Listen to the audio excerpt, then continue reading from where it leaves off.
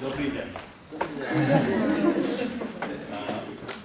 This is a very exciting time for me because I see energy in front of me. I see energy and enthusiasm. Smile. And the next few minutes will be about entrepreneurial philanthropy, which even in English is difficult to say. Okay. But I want to focus not on on Slovenia, which is a place that I love. And yesterday it was really exciting for me because please always keep your ears and eyes open wherever you are.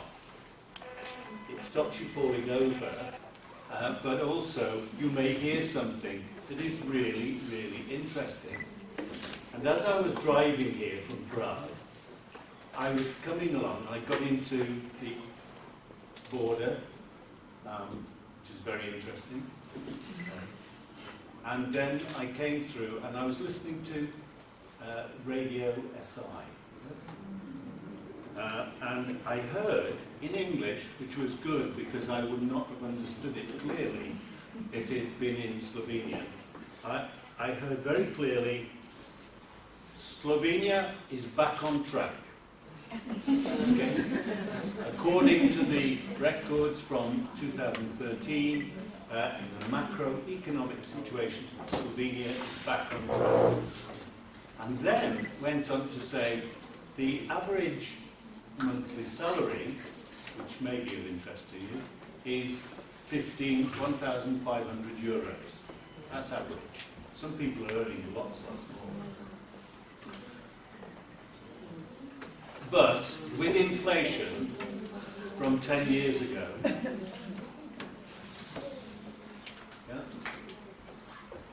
we're actually no better off. So I thought that was interesting. We're back on track because we're where we were in 2003. That's really good. And then the final thing that they said in relation to Slovenia and the macroeconomic situation was,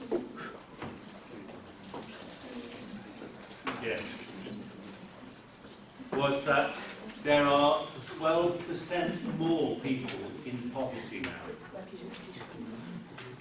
than there were 10 years ago. Now this strikes me as very interesting because actually statistics, when it's given like that, is a waste of time. Because it might have meant there was one person in 2003 and now there are 12 in poverty. So that gives them no information. So when you're looking at statistics, be very, very careful. Near percentages, be very careful. Look for real hard data. Okay. So, moving on. In the talk, there will be a beginning, a middle, and an end. This is the beginning. The middle will be in about 10 minutes, 12 minutes. And the end will come when I stop. Okay. But because I know I have to be practical, this is really how I'll go through. I want to draw your attention to some people who are seen to be entrepreneurial philanthropists. And in my Euro wallet, because the Czech Republic is not part of the Euro, nor is England, or Great Britain, I have 10 euros. It's not very much, but it would add to your 1,500 per month. If you can name all of these people. So, Angelina Jolie. And well done. That's this one. Okay, yes. Bill Gates. Bill, not just Bill. Bill and Melinda Gates. Right? This is really important to remember. George Soros. Brilliant. George Soros. Christine Lagarde. Brilliant. She's head of the International Monetary Fund. And ladies, the first lady to hold that post. And she's very important because she controls a lot of money. Okay, we're sharing these 10 euros at the moment, but we're still not completed it. And what I'll do is I'll just remind, and in fact, I think I need just my crib notes here. Christine Lagarde, George Soros, Bill and Melinda Gates. Sorry, something I said. Okay. The man on the top right should be of interest to you. He's from the Czech Republic, and this is where I just make the link between Czech Republic and Slovenia. This is a man called Petr Kellner, who did a degree in economics in Prague. Bill Gates did not complete university. Okay, and he's the richest man in the world. Petr Kellner not only made money by some of the very interesting things that happened when the Czech Republic became the Czech Republic and was no longer part of Putin's plan. That's a comment about today. Then he made money by buying shares in banks. First of all, he set up a public-private funding, sort of NGO. Then he bought a bank, a commercial bank, in the Czech Republic, and then he went on to buy other insurance and assurance. And at the moment, he owns a percentage of, I have to say this carefully, Assicurazioni Generali. He owns about 2%. He has a personal fortune of $10.4 billion, which is nothing, because Bill Gates has a fortune of 53 billion, and that's his income. And as a personal, his assets are 36.8 billion. Christine Lagarde, IMF, Helen Clark from the UN, and Angelina Jolie you have, and Selina Chan, who heads an Asian foundation. Now, all of these are entrepreneurial philanthropists, which, as I said, is difficult to say. They have lots and lots of money. Angelina Jolie gave $100,000 of her own money towards support for Syrian refugees. What a good person she is. Do you know how many times she was featured in magazines as a result of that? Do you know where much of the money that Bill and Melinda Gates is going at the moment? Into Africa. And if I were to give any advice about the future in economics, many people, including the Chinese, already know Africa is the future. And if I were thinking of placement for the future as part of the degree I was doing, I would want to go to an African company, because you make a fortune. Okay, I'll move on from the quiz, and I can put my 10 euros back in my pocket. So, I pulled this straight from the key competencies for every member of the European community, and I would hope the world. Because I'm involved in the Czech Republic in entrepreneurship, education and development. These areas you already know, but I want to point out that these issues to do with innovation and risk-taking are critically important. The world is an easy place just to sit still and watch it evolve. If you take no risk, you take no chance of improving things. Fundamentally, it's the ability to seize opportunities. Keep your eyes open, keep your ears ready. Seize opportunities. The people I showed you seized opportunities to make lots of money. Lots and lots of money. Making lots of money is not necessarily the sole aim of the sole motivation for having lots of money. I'm not sure that all of them saw forms of social responsibility as their motivation. Because the last part of this key competence relates to ethical issues and governance, and that's where I'm going to key in later on to the university. Philanthropy literally means loving humankind, and it's entrepreneurial philanthropy is a relatively new area for research. It's only in the last 10 or 11 years that people in the research field have been looking at this. And normally it says something to do with altruism. Now, altruism suggests that you're doing something for no benefit to yourself. Every time Bill Gates Foundation, the Bill and Melinda Gates Foundation give money, there is publicity, there is gain. Microsoft do well from Bill Gates' activity. George Soros's companies do well. The IMF, the ladies that you saw, with the exception of Celje Chan, they are people who are managing great amounts of money internationally. Okay, I'm going to move on. I want to take you to Bourdieu. Now, how many of you have read all of Bourdieu's works? It's really exciting stuff. You know, it's a slight, we have a silly thing in England called tongue-in-cheek.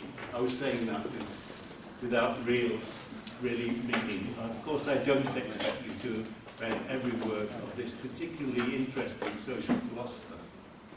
But one of the things he wrote about was capital. And I would recommend that you actually read this particular forms of capital. It's not long, it's about 8 to 10 pages. It's in French or English, and it's probably translated into Slovenian too.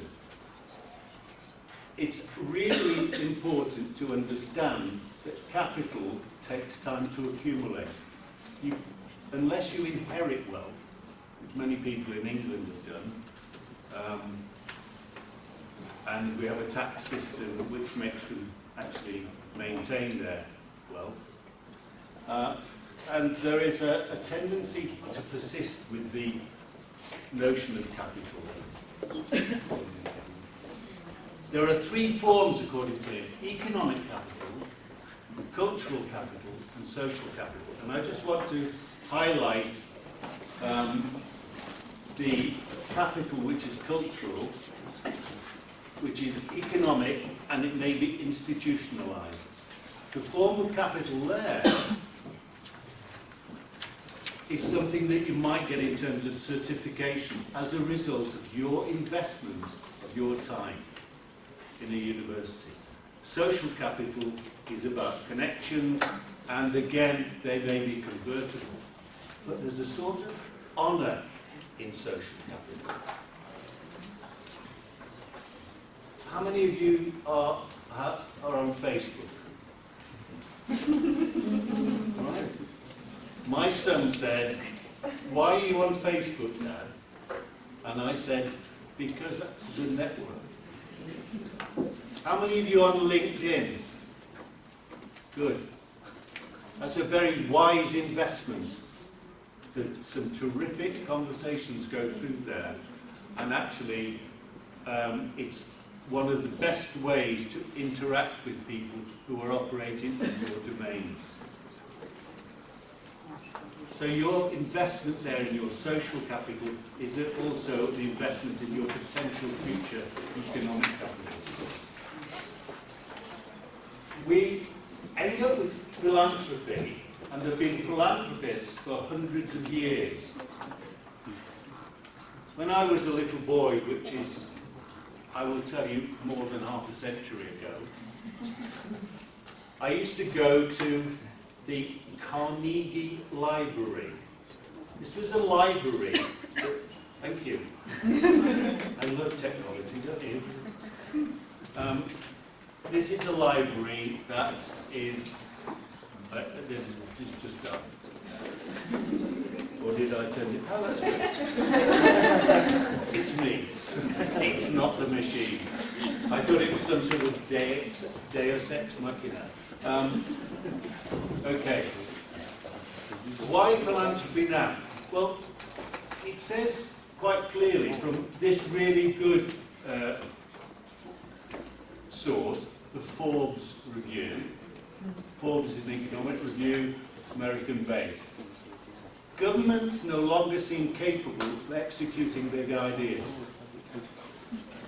That's a challenge for people who are operating in the European Parliament too. It goes the same for major corporations. It's left to entrepreneurial capitalism to innovate, and the same skills for developing social capital and social responsibility are there for the same as an entrepreneur. They're the risk takers, the innovators, the developers, the seeing things through to completion. Now to the university, and I'm going to skip through this quite quickly. So, as I said to a group of people in the Czech Republic last week, I said, you're going to hear English, it's quite fast, but it's good English. Okay? So, as the English goes on. I've worked in a number of universities, and one of them declared itself as a regional university. And I said, that is absolute nonsense. A university is part of the whole world. It has a commitment to not just parochial or local issues, but also to world issues. But as I worked there, I found that what was happening was forms of social and economic and cultural capital being developed. For whom is the university? Is it for the professors who work in the university? Is it for the students who come to gain from that experience? Universities have an enormous social responsibility. And I was really pleased because I walked in and the first thing I saw, well, not the first thing I saw, the first thing I saw were the arrows pointing for the conference, and then I saw the lift, and that was okay. And then I saw on the wall the mission, vision, and values. I would ask you to look at those. I would expect anyone who works here to actually be able to recite those. By the end of your course, you should be able to, because you should have taken those on board, because they're very good. And if this university lives to those, it will be tremendously important in terms of social responsibility. But I would say, all the universities I've worked for have been the biggest employer in the area. Not just of academics, but everybody. Administrators, gardeners, cleaners, cooks, etc. That's a massive social responsibility to be maintained. I don't see, personally, I don't see any reason why anybody is sitting here now. Because the best qualification you can buy for $290,000. It's an MBA from Harvard Business School.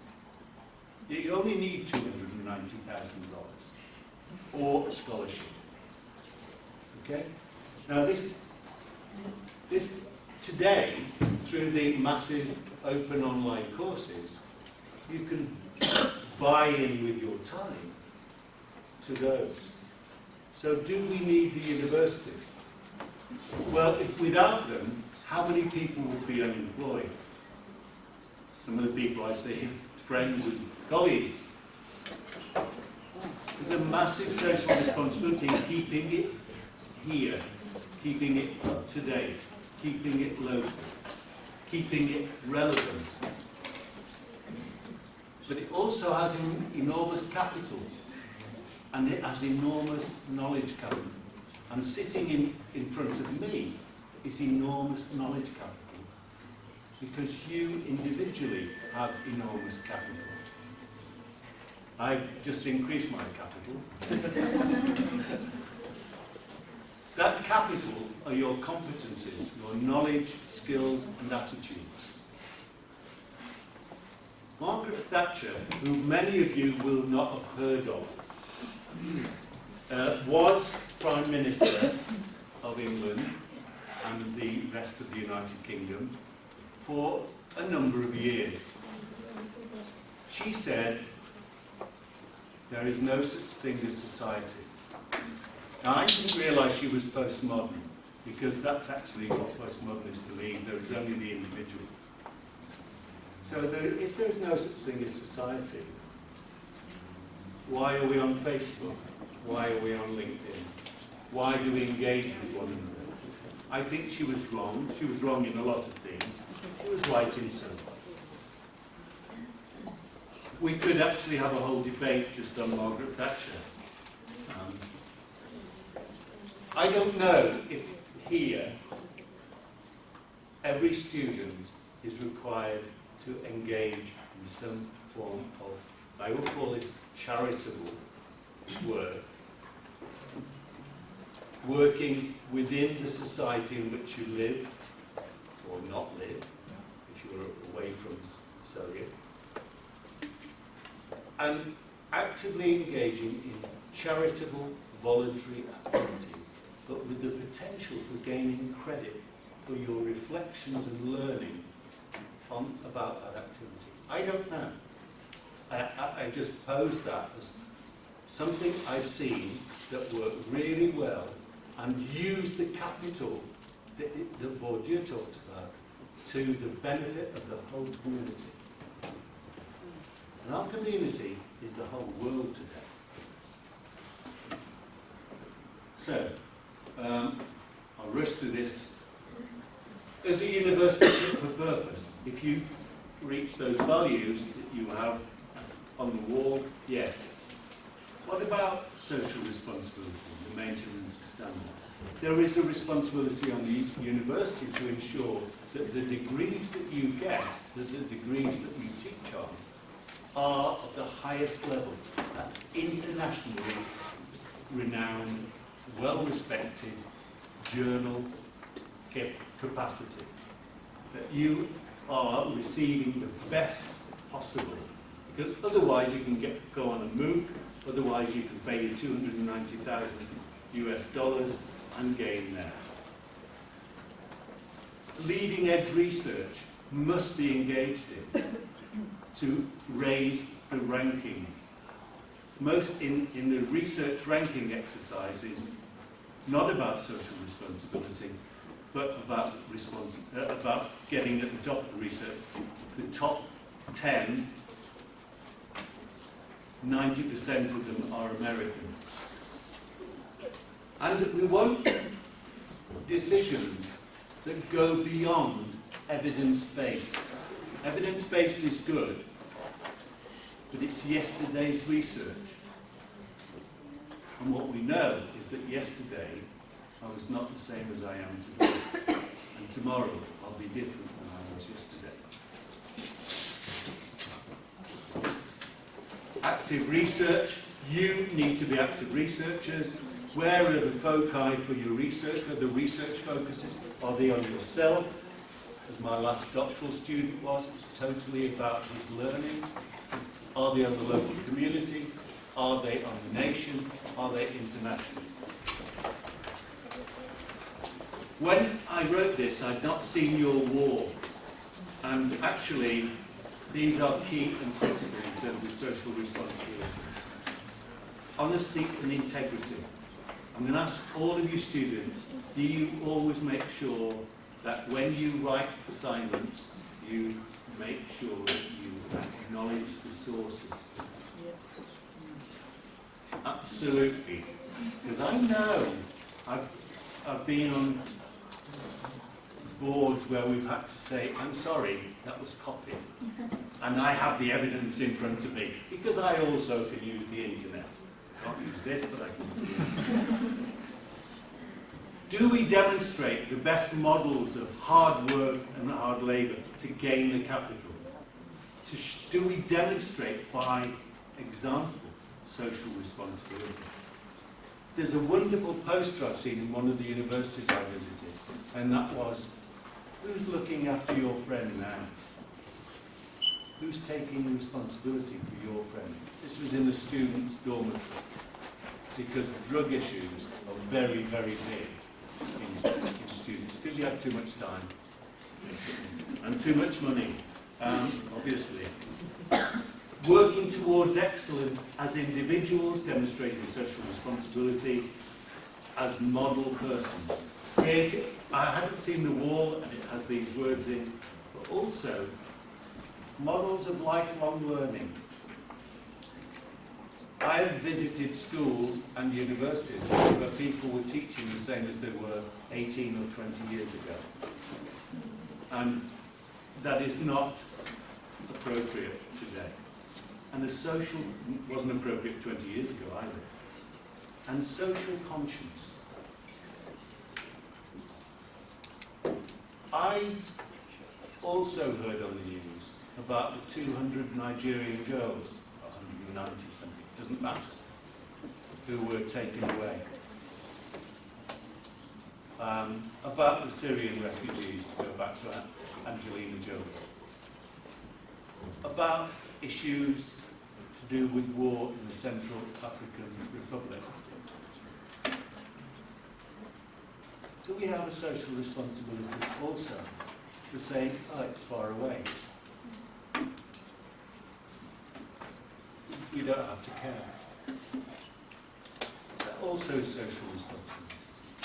Who, I could say, who then is your neighbour? Who then is my neighbour is from someone else. Just to bring it back to some things that are going on, I think it's just about still time for actually getting onto this, Social Entrepreneurship Initiative and Foundation, which rewards schemes that develop business plans that are original for social activities, for activities within what we call the civil society. The university does not exist. This is my Margaret Thatcher take. You exist. The university does nothing. You, as individuals, do it.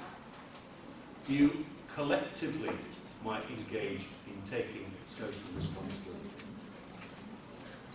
The university, as such, you can say, oh, I walked to the university. That's a building. Nothing happens in the building without people.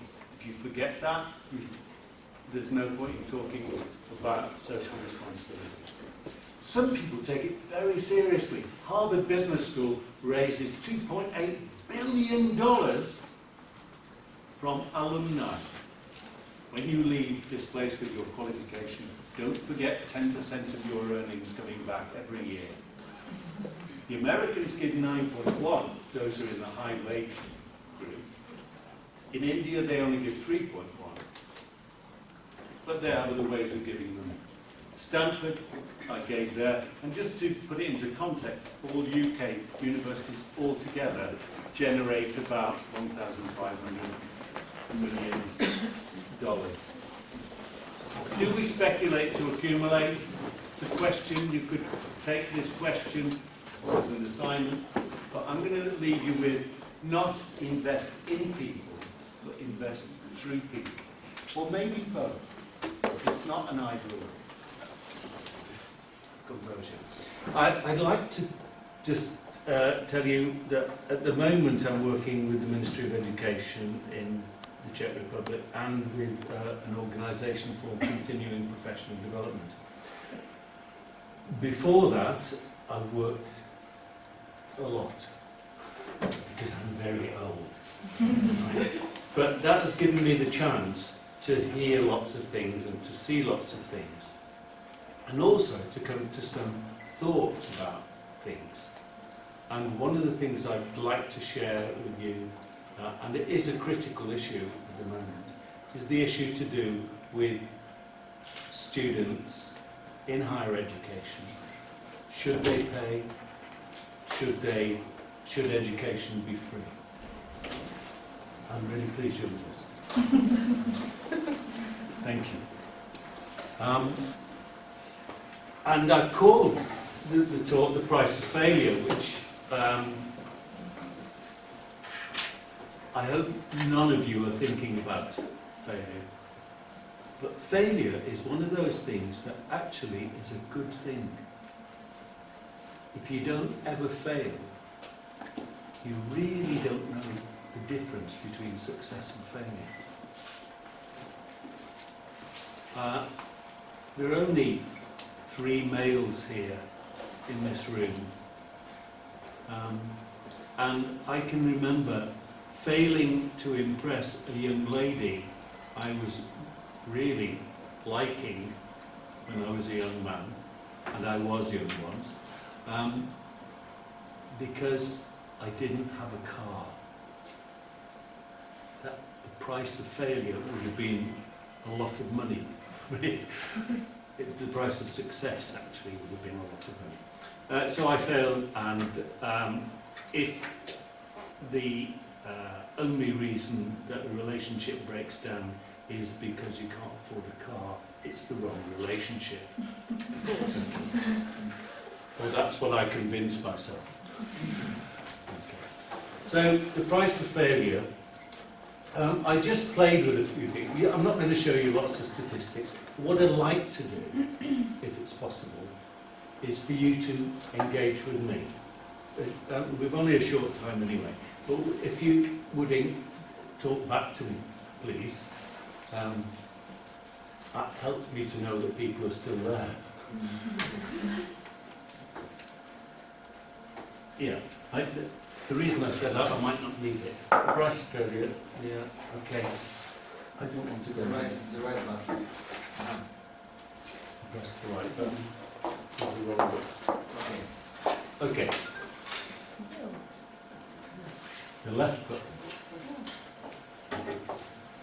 You see, left and right. This is the price of failure. Sorry. Total humiliation. Okay. If we had to have time to do this, this is what I'd like to do, and that's to have a debate. And in England, this is the sort of title that we might put up in terms of a debate. That's a conversation between 2 opposing parties. It's what you might have in a parliament as well, between ministers and their opposition. This House declares that since a university degree is not a guarantee of employment, and it was, when I was young, it was a guarantee of employment, and that the skills taught and learned there are not, and here my tongue is in my cheek again, as some of you heard earlier, not, it's just there, are not what employers I don't know where that's come from, are needed in the workforce. It's better to start earning at the age of 18 and to gain the experience of the world. Notice I put the world of paid employment, not the world of work, the world of paid employment.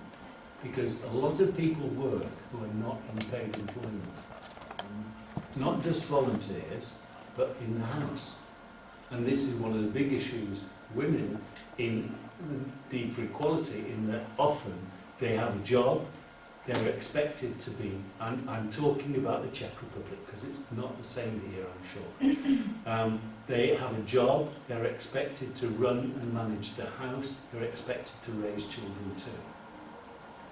So it is like in our country. I've not done the research, I couldn't comment, but, and I would say that it's partly like that in the UK too, in many cases. This is unpaid work, but it's still employment. Your labour is being used. your capital, as I mentioned earlier today, is being used. And so you can acquire the necessary skills, knowledge, skills and attitude by working. Now actually, I think the age of 18 is also questionable.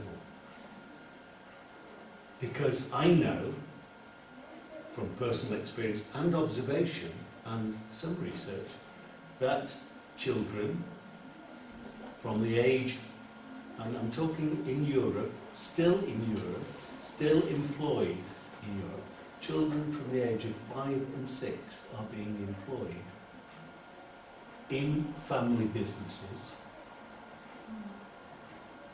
from the age of 5 and 6 to do work for which the family business and other businesses gain profit. Now you might say that's okay because it's in the family. But they're also, those children are also learning the habits of work. They're also learning communication, cooperation, and in some cases total obedience.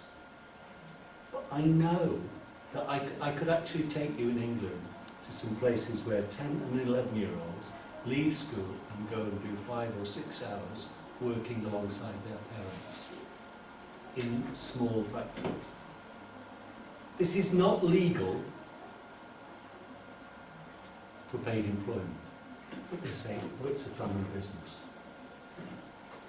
It's like being at home asked to do the washing up. Okay, I won't continue in that vein, but I could actually. So, this has come straight from the web today, from Forbes. This is for 2013 graduates with a bachelor's degree. That's what they're going to be earning on average. Yeah? And it's gone up from 2012, despite what is an economic crisis. That's in America, because there's hope in America. Here, as I said earlier, the average monthly salary, 1,500 euros. That's about 18,000 euros a year. Yes? Arithmetic correct? Yes. Yeah. Okay. I'm just going to pose this, and I would like some feedback on these points. The top you can't argue with because that's the European Commission definition of competence. Knowledge, skills and attitudes. It includes those 3 dimensions. Knowledge, skills and attitudes. You can argue with it, but we tend not to. Blended learning approaches with pathways defined by students to develop their own degree. What about that for a thought? How would you feel about that?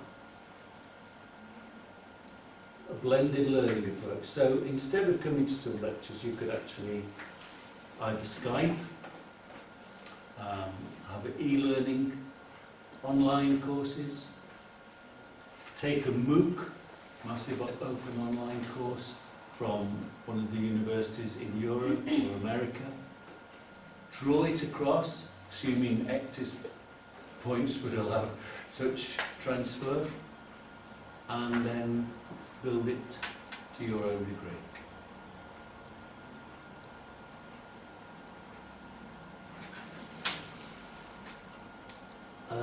What about degree completion through competence achievement? How long does it take to do a bachelor's degree here? 3 years. 3 years. Masters? 2 years. So that's 3 plus 2. The study program is, the structure is 3 plus 2. 3 plus 2. But That's the average study period is between 5 and 6 years. for masters. Now for undergraduates. Ah! Now, is it free here? Education, higher education. Yes. Yes? Yes? Yes, yes, yes. Relatively. You don't have to pay the equivalent of 10,500 euros every year like they do in England. Okay. So why can't we have a system where you say, okay, here are the knowledge, here's the skills, here are the attitudes. I've done 1 year, and on top of what I've been asked to do, I've developed these other things which are part of the Year 2 programme, or the Year 3 programme. Or, because I have worked, why can I not use what work I've done in my holiday time? Because actually I think university holidays are far too long. Far too long. I'll come to the Italy shock in a moment. What about, I can demonstrate through a portfolio, and I can use an e-portfolio to do this, that I have the knowledge, I have the skills, and I have the right attitudes, as required by the exit point requirements for the degree. Why can't I do that? Next. Universities open throughout the year would enable potential for earlier completement. You're saying it takes 6 years, 5 to 6 years. Why? Because it's free. And something for nothing is useless. If I had that young lady without having to buy a car, I probably wouldn't be here.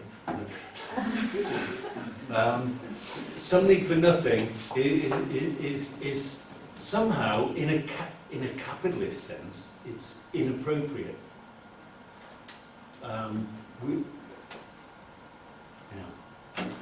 There's a very, I'll just tell you this very, very silly English joke, but it's to do with economics, so maybe it'll work. I was driving my car through Austria, and I stopped at a rest house. There was a diesel for my vehicle and air for the tyres. So I filled the diesel.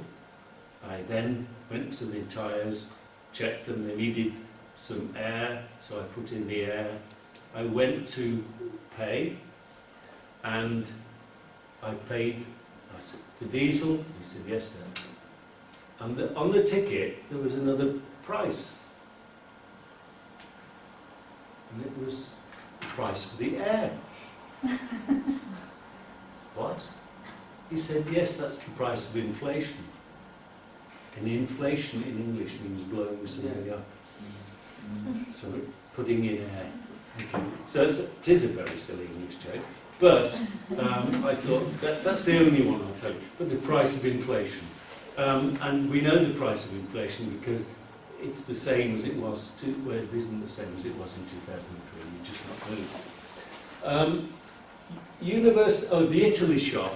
I have a very good friend who lives in Milan. And he worked at the university. And at the end of June, he said, I'll come and see you on the 2nd of July in England. I said, how is that possible?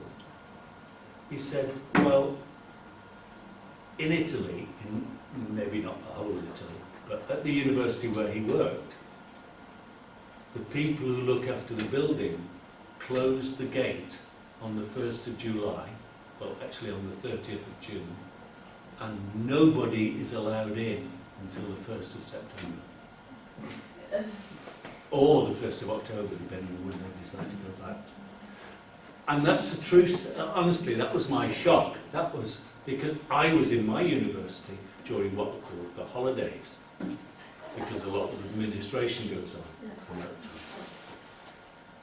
time. University administration systems block student progress because we have a system, and actually the system goes back to peace and blessings upon her name, and that's not an insult to those who support Islam, but peace and blessings be upon her name, the Empress Maria Theresa. Some of the systems go back that long.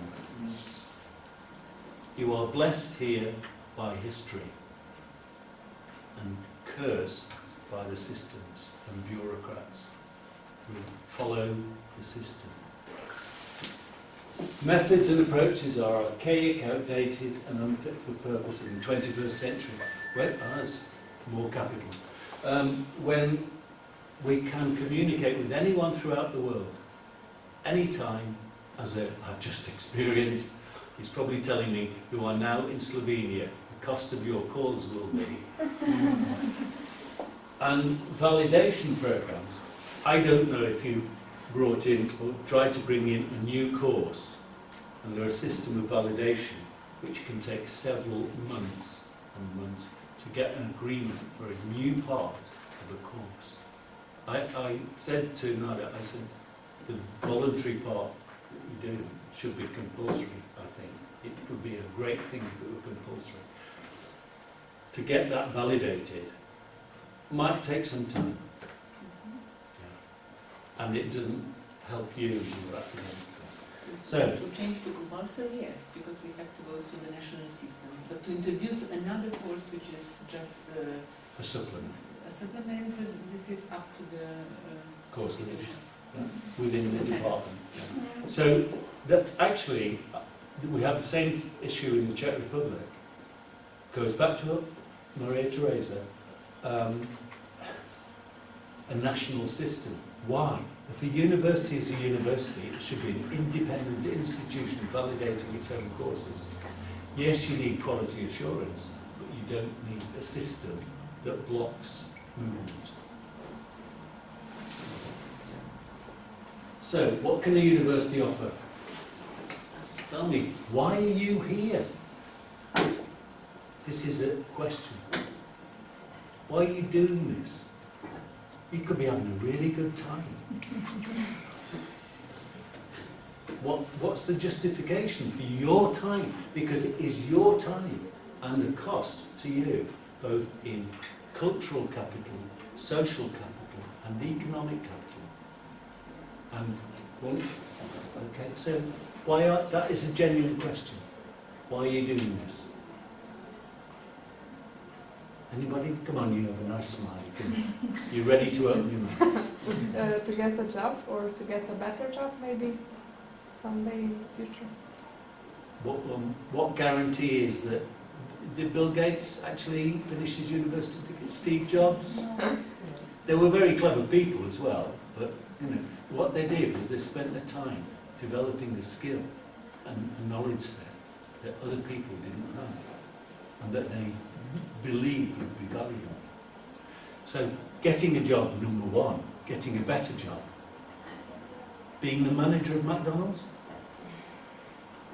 Because I know PhD students who've gone into McDonald's and then they get, is it a 5-star hat or is that Kentucky Fried Chicken? I can never remember. Anybody else? Better job. What's the job you want? What would you like to do? For the start, I don't know, something. In what area? Field. I suppose the management or something. Yeah. Management or something like that. Management of what?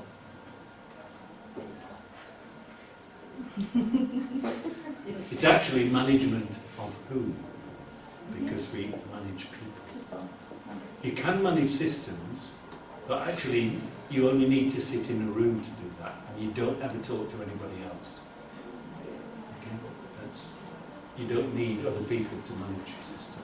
You need to connect with other people, but you can do that without actually ever having to talk to them. You can do it. Yeah. Okay. Life? Yeah. Because we get a new knowledge, something. Yeah. And we meet a new people with a lot of knowledge, new knowledge. With new skills. And it's nice here. We have friends. I can go with it being nice. I can go with it being, because I was thinking, we both find life really interesting. Life is interesting. And if, like me and like you, yeah, you think, oh gosh, that's interesting. I'd like to find out more about that. And I can spend, or in Italy until recently, tell me it's changed now, you could spend 15 years not completing your PhD. never having gone to work. About 20 years ago, they stopped that in England and said a maximum of 6 years to complete your PhD. 7 if there are problems. But we can also in school see different views of different problems of the world. You see, and you can share these views and skills with the others. So with the students, the teacher can tell us something, and we can learn. I think so. Could you not learn those things in the workplace? Or Yes, but paid employment? how can I tell? It's difficult to get by yourself some views about something, or to get the information from the teacher. He gets some skills before and by work or different studies that he did and so on. So he discussed with us about. Have you heard of Google Scholar? Yeah. You can get all the views you want. I mentioned LinkedIn. Yes, Recently. but I just said that because how it's in our school, no? Yeah. So because No, you I'm said not being why are critical of you? you. Yeah, I'm not being. And you're giving me the feedback that I asked for. And that's Yes, really good. just And that's you my like that. That's Yes, I your drive. That's your motivation for being here. No, this is not the only motivation I'm here, but it's one of the reasons that I'm here. Okay, that's good. Yeah. And actually, that's nice because we can. And one of the nice things about working within a university sector is that you can learn from one. Yes, another. but if you have a good teacher, Yes. it's more possible that you get more knowledge, or so. The teacher.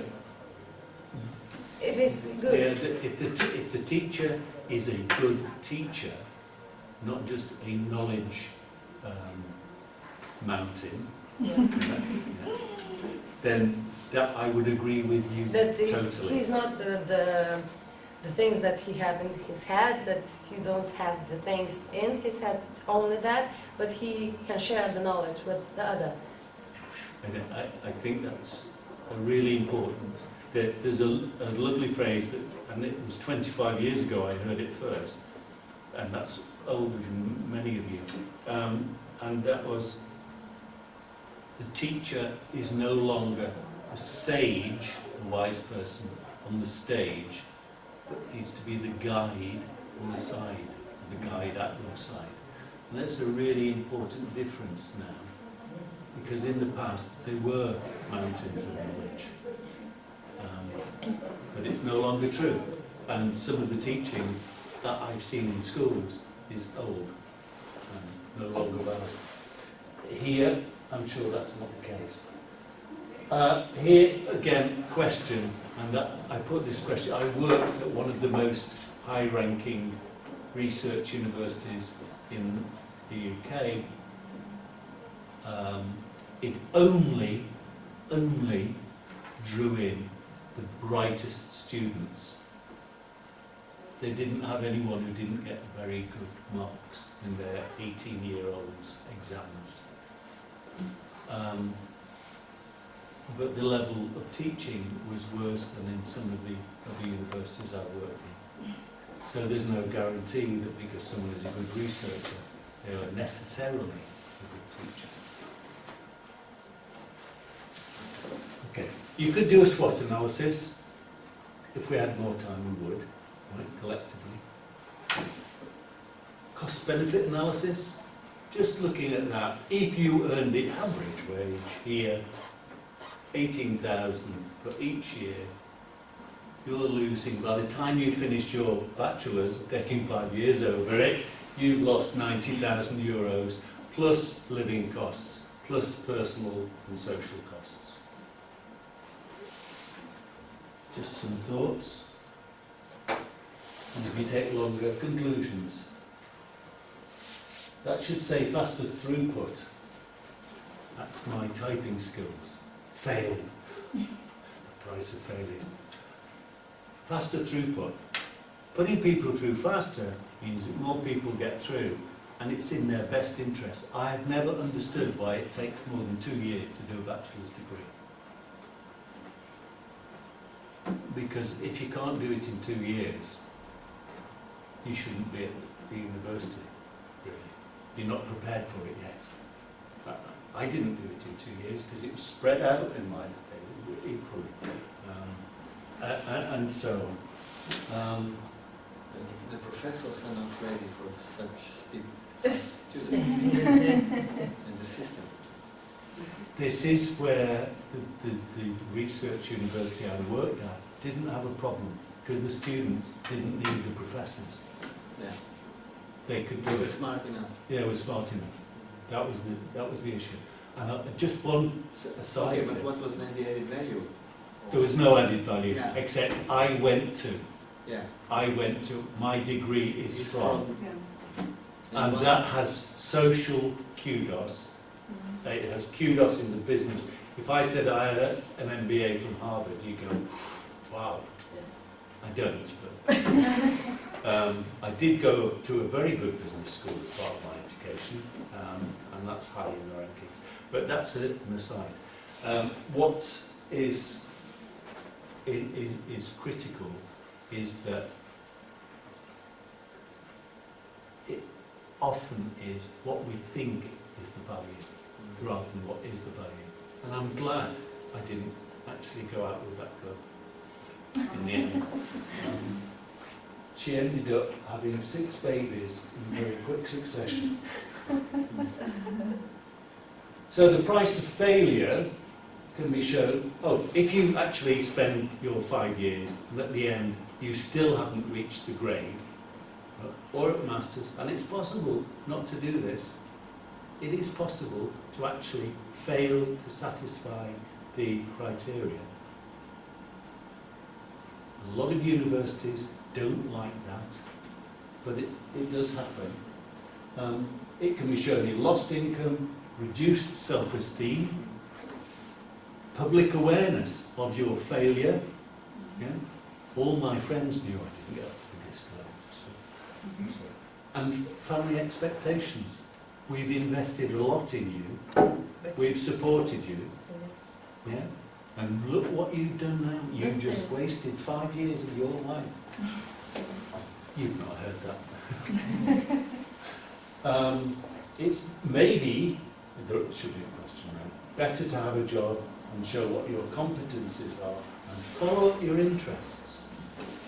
Is it better to be an unemployable PhD or a happy gardener? And you can be a gardener with a PhD as well, because that's appropriate. But the question is if you're really happy then. If you're happy, and at the end of it, if you're not happy, I wasn't happy until I had a car. The girl had already got pregnant by the friend. so it didn't matter. Okay. Just She some was in a thoughts. hurry. Just some thoughts on the price of failure. And really, if you want to succeed, it's possible. Whatever you want to do is possible. I believe there's a saying which I bore my Czech friends with, but it's a Czech phrase. Všechno je možné. Everything is possible. I actually do believe that, but sometimes you have to work jolly hard to make sure it works. And the price of failing is sometimes in your own head, and what drives you. I think that's what's really important. Do you want to be happy, or do you want to be rich? Or do you want to be rich and happy? And are those things possible? And if they are possible, don't sit around wasting time. Get on and do. Because, last thing, you have only one life. No matter what other people say, we don't know what might happen after death. Nobody's come back. Well, what Can I said the one ask person? you About the girl? No, about the girl. I'm listening to you and I thought, did you ever hear about a book, a secret, or a film? Because you were talking. A secret. Yes, Secret it's a book. And it's a film. Yes. Have you heard of it? A movie. It's Title. called titled Secret. No. No. Okay. Because I read it and there are some words that you are talking to us from this book. So I it's thought possible. that you are. No, I have not seen the film, I have not read the book, but I thank you for the reference and I will look it up Okay. on It's Google. good. It's very positive. It talks Yeah. about the people who have failures and so on, and their things and so on. That you must think about yourself and about your thoughts and so on. You're absolutely right. In America, if you are an entrepreneur or a business person and you go bankrupt, yeah? Yeah. That's seen as experience. Okay? In the UK and in many other parts of Europe, it's seen as failure. Now, I think in those terms, and this is why I see lots of startups in the Czech Republic and lots of closed downs, as it were. They don't complete a year's business.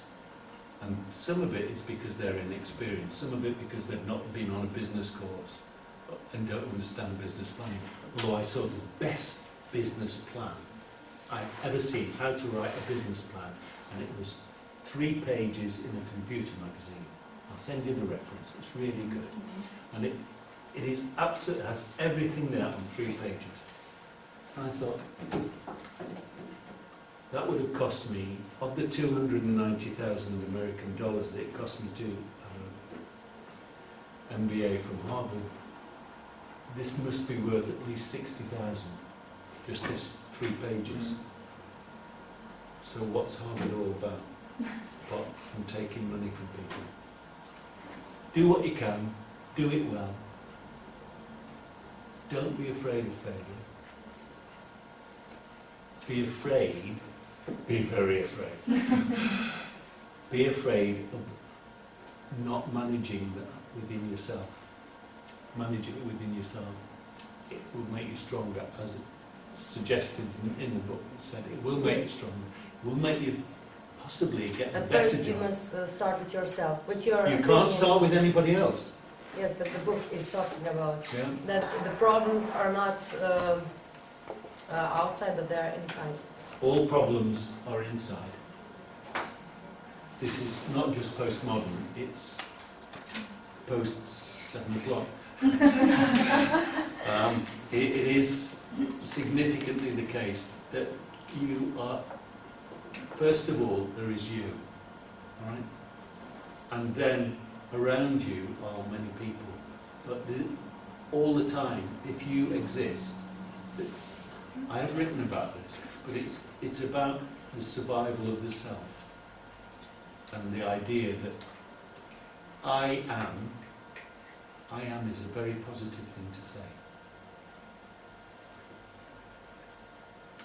I am means I exist.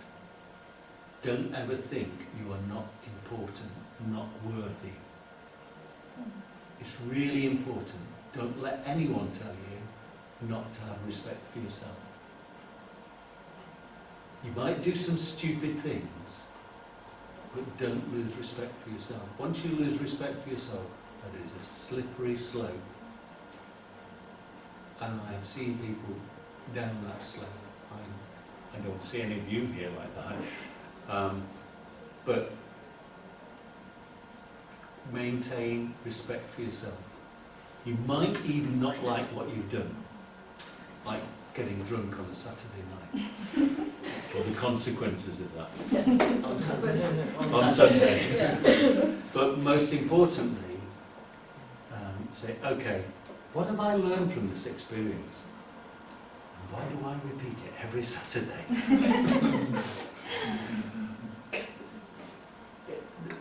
The price of not learning is the problem, not the price of failure, the price of not learning.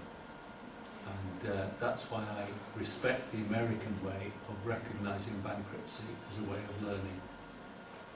Constant bankruptcy is stupidity. Learning from it. Okay.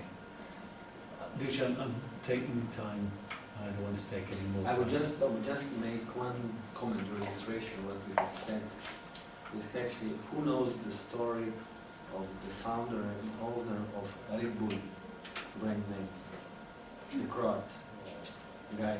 Well, actually, his parents are from Croatia. He's from Austria. I forgot his family name. Does anybody know the story? He got bankrupt 3 times before he succeeded with Red Bull. Yeah. Seriously. I can tell you a beer story, but that's all. And that's, I love Indian food, but there's only one decent Indian restaurant in Prague, and they're tired of me being there. It's not true. But there was a man who liked Indian food, and he decided one day that he was going to create a lager that went really well. It's like having a good Maribor white wine with your fish. It makes it complement it really well. And he set about establishing this company, and he's a multi-millionaire just from that product now. I think the product is it's called Cobra, K-O-B-R-A. And it didn't exist before he invented it, before he brewed it. That was belief. And there was a man who made a lot of money in the early days of computers. He's called Alan Sugar, and he's now Sir Alan Sugar. And he has a program in England called The Apprentice, which I think was exported in many countries. He started as a 14-year-old boy selling things in a marketplace. And then one day he bought some cheap computer parts from, I can't remember where, America. And you may remember the name of the computer. It's called the Amstrad. And the Amstrad... I'm that old that I remember. Yeah? The Amstrad was Alan Michael Sugar, Trad Trading. That's how he made the name, Alan Michael Sugar Trading. And he produced this very simple computer and made a small fortune on that because he was used to being in the world of work, being in the world of paid employment. Trading was his thing. And then he drew in people who were good at marketing. I could go on, but the night is young. Yes. Thank you for your time.